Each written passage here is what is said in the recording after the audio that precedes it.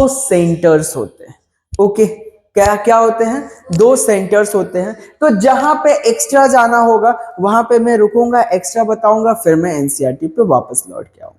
तो ध्यान से सुनना, ठीक है? मैं उसको मेंशन भी करवा दूंगा। लाइट रिएक्शन और the photochemical phase include light absorption. इसमें क्या क्या होता है जो भूलना नहीं है, मार्क करो और देखो नोट्स बुक में बनाते चलो, क्योंकि बुक में जो जो मैं कहूंगा उसको तो एकदम नहीं भूलना है, और जो एक्स्ट्रा होगा मैं जो नोट्स आप लोगों को दिया हूं, ठीक है, हार्ड कॉपी में, तो उसको अगर पीडीएफ के फॉर्म में है तो ठीक है, नहीं तो अभी मैं फोटो कॉपी करवा के दे देता हूं। ओके, तो उसमें हम उसको समझते हुए चलेंगे। देखो जरा, होता क्या है कि लाइट रिएक्शन में क्या क्या होता है, तो चार चीजें, घटनाएं घट रही हैं। पहला, लाइट रिएक्शन को बेटा क्या बोलते हैं? Photochemical phase. क्या बोलते हैं? Photochemical phase. और इंक्लूड लाइट एब्जॉर्प्शन। इसमें पहला क्या होगा? लाइट का एब्जॉर्प्शन होगा। दूसरा क्या होगा? वाटर को इसमें तोड़ा जाता है, वाटर की स्प्लिटिंग होती है। ओके, क्या होता है? वाटर की स्प्लिटिंग होती है। देखो जरा, फोटोकेमिकल फेज, इसमें लाइट का एब्जॉर्प्शन होता है, वाटर को तोड़ा जाता है और ऑक्सीजन रिलीज होता है। ओके, और इसी फेज में क्या होता है कि formation of high energy chemical intermediate, एक होता है एटीपी और एक होता है NADPH। यहां तक समझ में आया? बोलो जरा। NADPH का फुल फॉर्म लिख लो, निकोटिनामाइड। निकोटिनामाइड लिख देता हूं मैं।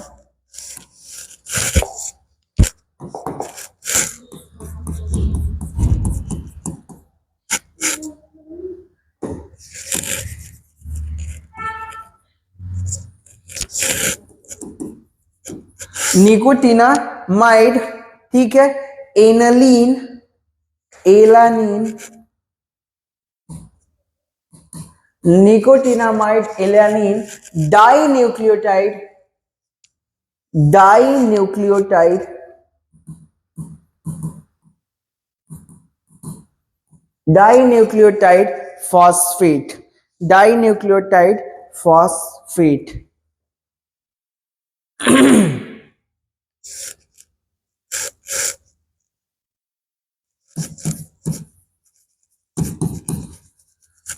दिख रहा है आप लोगों को? Dinucleotide phosphate. यहां तक समझ गए? बोलो जरा। ओके,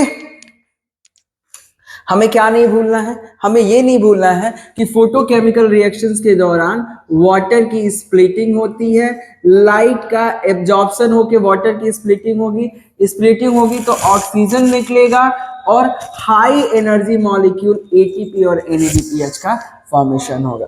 यहां तक समझ गए?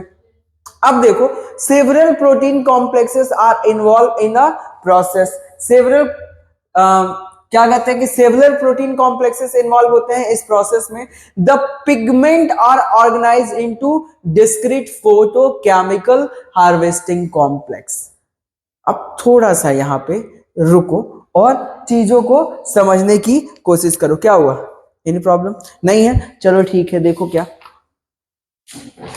अच्छा ये बताओ, तुम लोगों को मैं टेम्परेचर कोफिशिएंट, क्वांटम रिक्वायरमेंट और क्वांटम यील्ड पढ़ा चुका हूं कि नहीं? नहीं बताया हूं? चलो ठीक है, अभी बताता हूं। एक साइंटिस्ट थे, ठीक है, पहले ये टर्म्स को समझ लो कि ये होता क्या है, फिर हम आगे चलेंगे। देखो, several protein complexes are involve in the process. कई प्रोटीन कॉम्प्लेक्स इन्वॉल्व होते हैं किसमें? इस प्रोसेस में। किस प्रोसेस में? बोलो जरा। लाइट रिएक्शंस में। अब समझने वाली बात क्या है कि कुछ चीजें समझो फिर हम आगे बढ़ेंगे। क्या समझना है?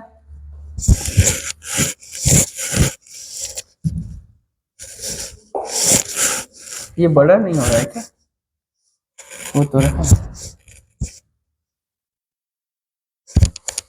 ओके, समझो क्या।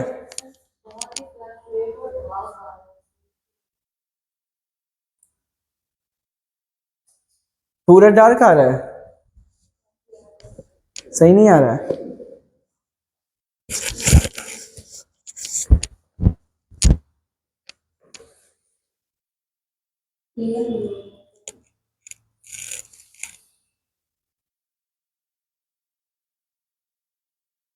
चलो देखेंगे उसके बाद, उस पर से ध्यान हटा दो, इस पे फोकस करो। देखो क्या समझना है कि एक होता है बेटा Q10, क्या होता है Q10। Q10 का मतलब क्या होता है, टेम्परेचर कोसेंट। क्या मैं बोल रहा हूं, temperature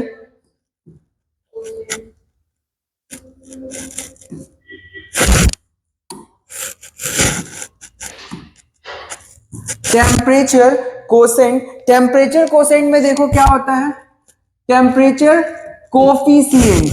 temperature coefficient, temperature coefficient का मतलब क्या है कि कोई रिएक्शन हो रहा है, क्या कोई रिएक्शन चल रहा है। ओके, तो मान लो कि कोई जो रिएक्शन चल रहा है उसकी कोई एक पर्टिकुलर स्पीड होगी।